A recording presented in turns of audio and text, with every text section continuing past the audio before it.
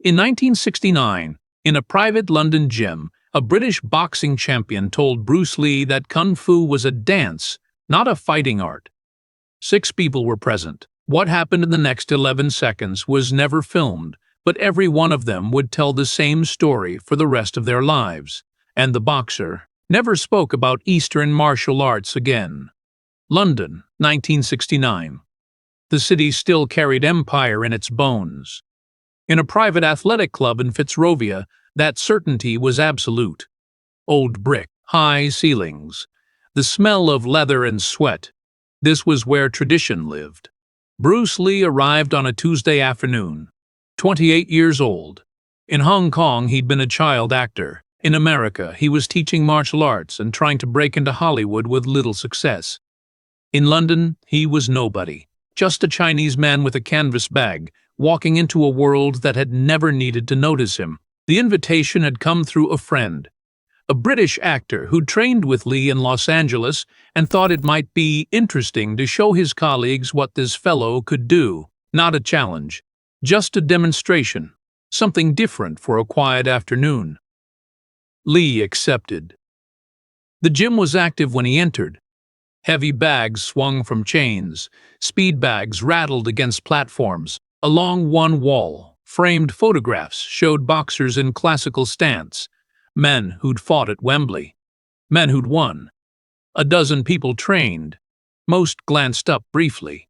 One nodded. No one stopped what they were doing. He was led to a corner where a small group had gathered. The actor, 2 trainers, a physiotherapist, a journalist writing about the club's history. And then there was Gary Elms, late 30s, broad through the chest and shoulders.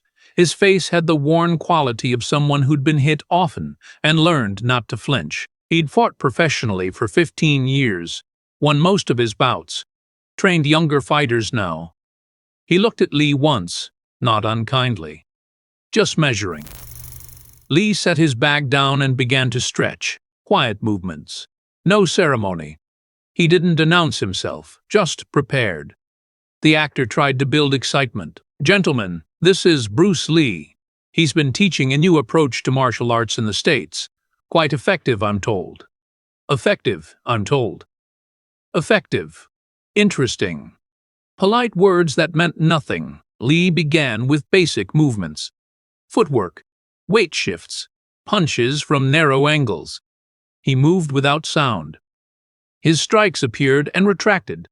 No wasted motion, no flourish. One of the trainers muttered, "Fast." The journalist wrote something down. Gary watched in silence. He could see the speed, the precision. But demonstrations were always controlled. The question was never whether someone looked good alone. The question was whether it survived contact. Lee finished. A few polite nods. Then Gary spoke. "Does it work against a real fighter?" Not an insult, just a question. Honest, direct. Lee turned to face him. "Yes." Gary nodded. "I only ask because I've seen demonstrations before. Very impressive, but when it's actually fighting..." He trailed off. Lee didn't bristle. "I understand." The moment seemed to pass, but it hadn't. It had only just begun. Gary stood near the ring, unwrapping his hands. He wasn't trying to make a point. He'd asked because it was the only question that mattered. He walked toward Lee. "You move well." "Thank you." "How long have you been training?" "Since I was a child." "And you fought? Actually fought?" "Yes." "In the ring and outside it."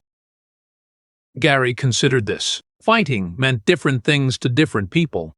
A street scuffle wasn't the same as facing someone trained, focused, who'd prepared to hurt you. "I saw a demonstration last year," Gary said. "Chinese martial artist. Broke boards. Did forms. Beautiful, really. But when someone asked him to spar, he declined, said it wasn't the purpose of his art." Lee said nothing. "Just listen." "I respected that," Gary continued. At least he was honest. Lee met his eyes. Boards don't hit back. Gary almost smiled. "True enough." A trainer called from across the room. Gary glanced over, then back at Lee. Would you be willing to show me? Not a demonstration. Just contact. I want to understand what it feels like. It wasn't a challenge, just professional curiosity from a man who'd spent his life learning through experience. Lee studied Gary, his stance, his balance, the way he held tension in his shoulders. Full contact, Lee asked. If you're willing. Are you? Gary's expression didn't change. Yes. They moved toward the center of the open floor. No ring. No ropes. Just flat space and witnesses. 6 people gathered closer. The journalist pulled out his notepad. The trainers leaned in, arms crossed. They'd seen martial arts demonstrations before. Beautiful forms. Boards broken with precision. They were ready to be polite. Gary brought his hands up, classical boxing stance. 15 years refined into something automatic. Left foot forward, weight balanced, chin tucked, hands protecting center line. He looked at Lee, who stood in a stance Gary had never seen. Narrow. Side-facing. Lead hand extended. Weight distributed strangely. It looked wrong. But Lee wasn't tense. He simply stood, waiting. Whenever you're ready, Lee said quietly.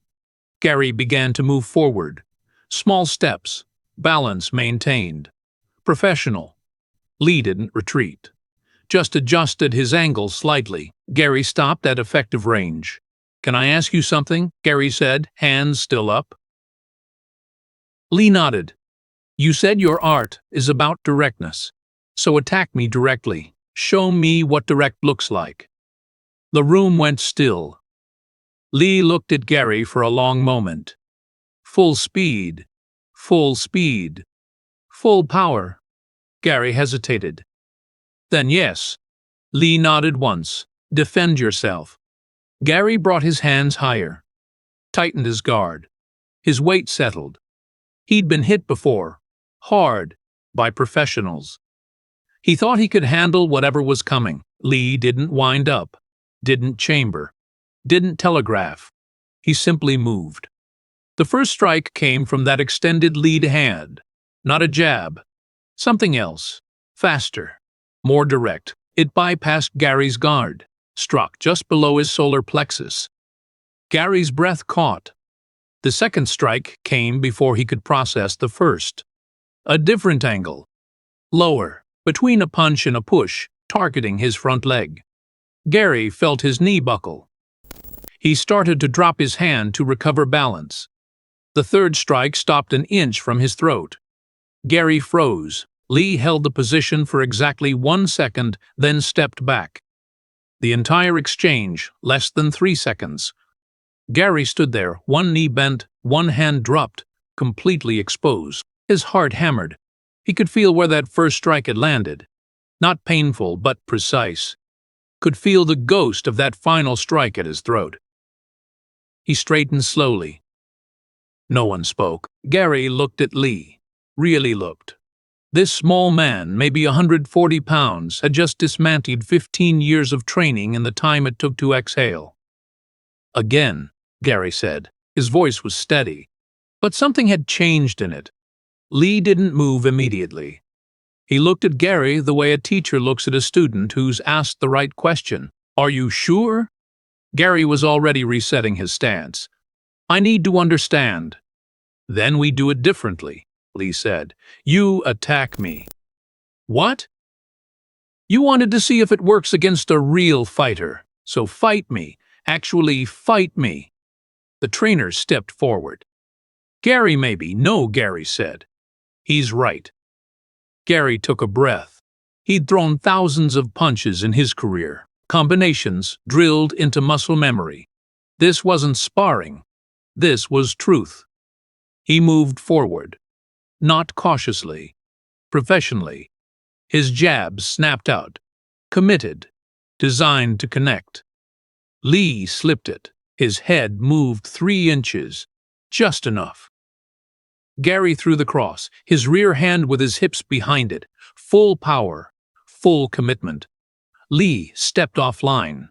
Lateral, Suddenly, Gary's punch hit air and Lee was beside him, not in front. Gary tried to pivot, tried to bring his guard back. Lee's hand touched the side of Gary's head. Not a strike, just pressure, directing. Gary felt himself being turned, his balance disrupted. Then Lee's other hand pressed against his shoulder blade. Gary went down. Not violently, just inevitably. His legs folded, his hands caught the floor. He hadn't been hit, just rearranged. He stayed there, breathing hard, trying to understand. Behind him, Lee stood in that neutral stance, waiting. Gary pushed himself up, again. Gary, the trainer began. Again. Lee's expression didn't change. If we do this again, I can't control it the same way. You're moving too fast, too committed. I know, you could get hurt. I know. Lee looked at the others, 6 witnesses watching with the kind of attention people have when they know they're seeing something they'll remember. 10 seconds, Lee said. You have 10 seconds to hit me. Any way you want. If you hit me, you win. Gary's jaw tightened. And if I don't, then you stop asking if it works. Gary settled into his stance. Everything was different now. The politeness was gone. He came forward hard. Jab, jab, cross, full speed. Lee slipped the first 2, redirected the third. Gary followed with a hook, shoulder behind it. Lee ducked under, stepped close. Gary felt Lee's forearm press against his extended arm, trapping it, controlling it. He tried to pull back. Too late. Lee's other hand struck his ribs. Not full power, but enough. Gary's breath hitched. His guard dropped. Lee's hand was already moving toward his face. It stopped 1 inch from Gary's nose. Fingers extended. Perfectly still. Gary couldn't move. Couldn't breathe. He was trapped. His arm controlled, balance compromised, completely open. Lee held the position, making sure Gary understood, making sure everyone saw. Then he released and stepped back. The journalist checked his watch later. Total time 11 seconds. Gary walked to a bench and sat heavily. Not defeated, just processing. His hands hung between his knees. He stared at the floor, replaying every moment. The others stood silent, witnesses to something they couldn't quite explain. Lee retrieved his bag, moved slowly, giving Gary space. He didn't celebrate, didn't explain. He'd answered the question. He was almost to the door when Gary spoke. Wait. Lee stopped. Turned. Gary stood. His breathing had steadied. His face was calm, though something fundamental had changed. Will you show me? Not skepticism. A request. Lee studied him. Then quietly, he set his bag back down. Yes. For 40 minutes, Lee taught. Not philosophy. Not stories about ancient masters. Just practical demonstration. Problem and solution. He showed Gary how his boxing guard, perfect for its purpose, left his ribs exposed to kicks. How his weight distribution, ideal for punching power, made him vulnerable to leg attacks. How his telegraphing, the subtle shifts before every punch, could be exploited. He wasn't criticizing, just revealing. Throw your jab. Gary threw it. Fast. Clean. Again. Watch your shoulder. Gary threw it again. This time he felt it, the way his shoulder lifted before his hand moved. A tell. Your body prepares for power, Lee said. Efficient for what you trained for, but predictable. He demonstrated from his own stance. No shoulder lift. No weight shift. The punch simply appeared. Less power. But no warning, just arrival. Gary tried to copy it. His punch looked awkward. It feels wrong, Gary said, because you've trained your body differently, 15 years of repetition. Lee's voice was patient. I'm not saying your way is wrong. I'm saying there are other ways, depending on what you're optimizing for. He showed Gary the leg attack he'd used, how to defend against it, how to recognize the setup. Gary tried. Failed. Tried again. Failed better. Lee showed him the trap, how to control an extended arm, use it to break structure, create openings. He moved slowly, explaining each principle. Gary absorbed it like a man drinking water after years in desert. "Why didn't I see this before?" Gary asked. "Because you didn't need to," Lee said. "In your world, boxing worked. It won fights. Why would you look beyond it?" "But you did. I had to. I came from Wing Chun. Very effective in close range, but limited. Too many rules. So I tested it, broke it down, kept what worked, added what was missing." "From where?" "From everywhere. Boxing, fencing, wrestling. Anywhere I found principles that worked." Lee paused. "There's no Chinese way of fighting. No British way. Just effective and ineffective. The question is always, does it work?" Gary nodded. This was language he understood. Results. Evidence. They continued. Lee showed him how to move without telegraphing, how to strike from odd angles, how to create openings boxing didn't address. None of it came easily. Gary's body fought him. 15 years didn't disappear in 40 minutes. But he was learning. Not just technique, principle. Eventually, Lee began to pack his bag. Gary sat on the bench processing. "Why did you go easy on me?" Gary asked. "At the end, you could have, yes, but you didn't. The goal wasn't to hurt you. It was to show you. Showing you didn't require hurting you." Gary stood, walked over, extended his hand. "Thank you." They shook, not as opponents, as people who'd shared something rare, genuine exchange without ego. "Will I see you again?" Gary asked. "If you're in Los Angeles, look me up. I might." Lee left. The door closed. The gym was silent. Gary sat back down, put his head in his hands, not in defeat, in recalibration. "I thought I knew what fighting was," he said to no one in particular. One of the trainers approached. "You do know. 15 years. "I know what boxing is," Gary corrected. "That's not the same thing." Gary Elms never became a martial artist. He continued training boxers, teaching the same fundamentals. Hands up, move your head, don't telegraph. He didn't abandon 15 years because of one afternoon. But something had shifted. In the months after, Gary began experimenting, not dramatically, just testing. He'd work on footwork and ask, what if we didn't always step the same way? He'd drill combinations and wonder, what if we didn't always telegraph? He watched fights differently, started seeing patterns as both strengths and vulnerabilities. Gary never spoke publicly about what happened. When people asked if he'd met Bruce Lee, and after Lee became famous, they asked often, Gary would say, once, briefly, in London. If they pressed, he'd change the subject. The other 5 kept the same silence. The trainers never mentioned it.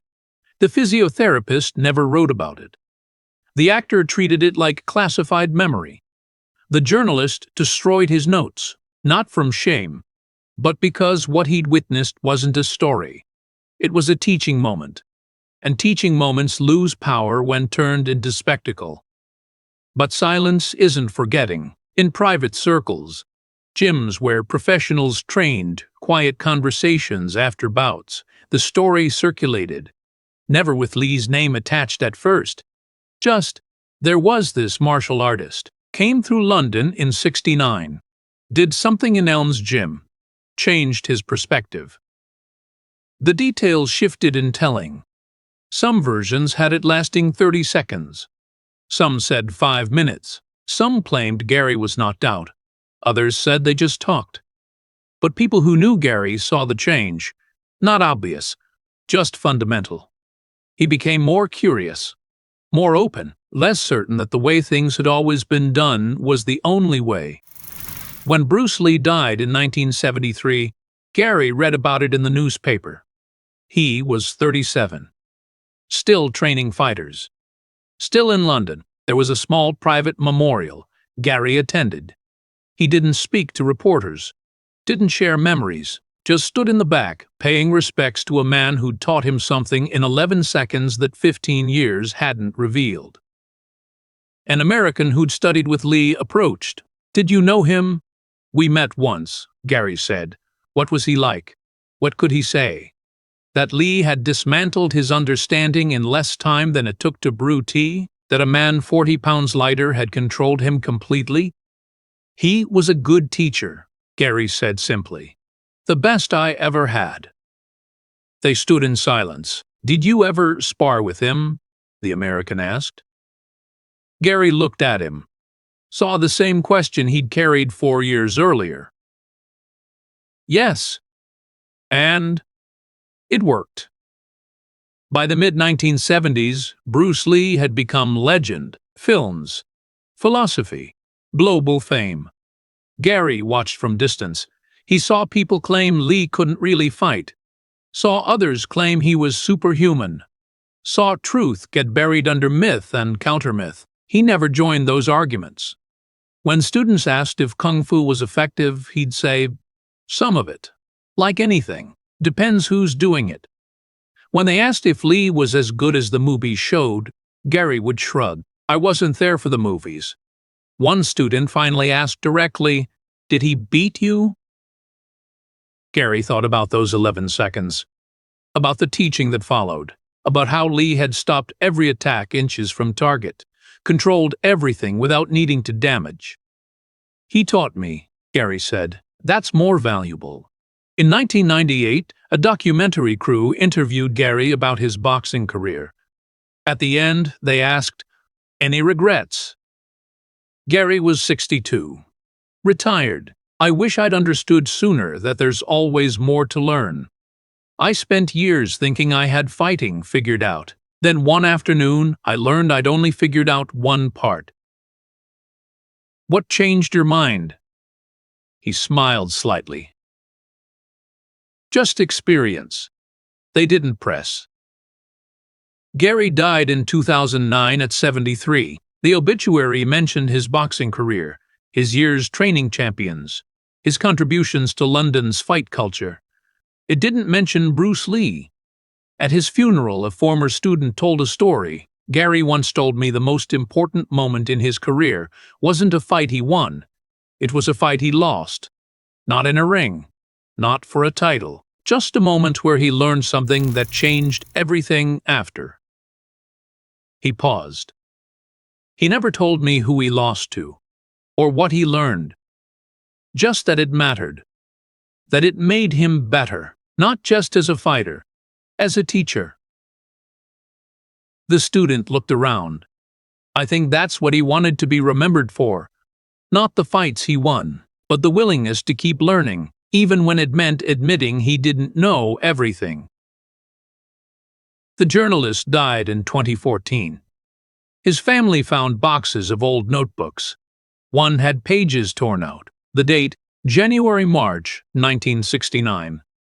His daughter asked about it once. "What happened to those pages?" "Something that wasn't mine to tell." Some stories aren't meant for archives. Today, if you search for Bruce Lee's time in London in 1969, you'll find speculation, theory, conflicting claims. The details blur into legend. There's no footage, no photographs, no published accounts from the 6 witnesses, just silence. But in certain circles, among people who train seriously, the story still circulates. Not as fact, not as provable history. As testimony, 6 people saw something. None ever quite explained what. But all were changed. Gary Elms never became famous, never wrote a book, never claimed secret truth. He just trained fighters, taught them boxing, and occasionally, quietly, encouraged them to ask questions. Questions like, why do we do it this way? What are we optimizing for? What happens when conditions change? And most important, are we learning or just repeating? Those questions outlived both men. Because that's what real teaching does.